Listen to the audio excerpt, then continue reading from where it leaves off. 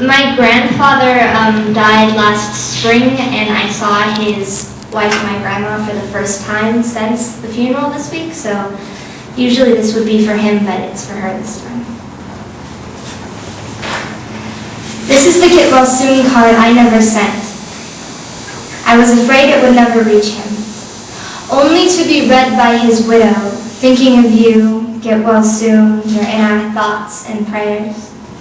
I couldn't bring myself to seal that card in its envelope, 'cause it was so final.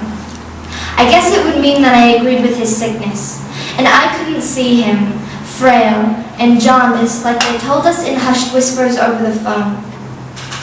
His life was never effortless. His back was bent at broken angles, nerve endings stolen from his feet by the radiation that cured his cancer. The first time. But it broke his vitality in the process. He wore that hat perpetually. I am a survivor. Or number one grandpa, depending on the weather. He was a survivor. But the treatments broke him that first time. Left him in pain. That pain was a constant. He wore it like a name or a cap placed easily on his head, number one grandpa. I only knew him in that pain. Never saw him without it, didn't even realize he had it until the cancer returned to his broken frame. Like cold, dry winters, the isolation of illness is unending.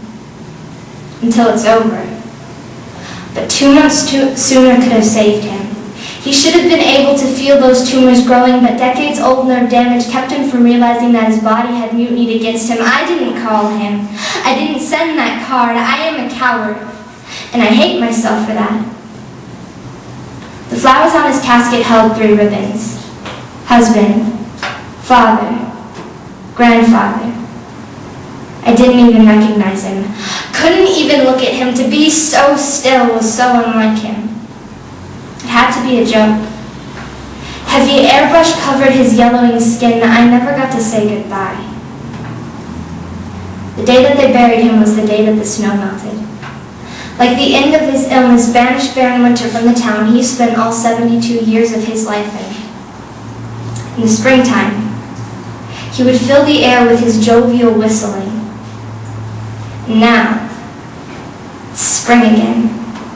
I swear, I can hear my grandfather whistling in the wind.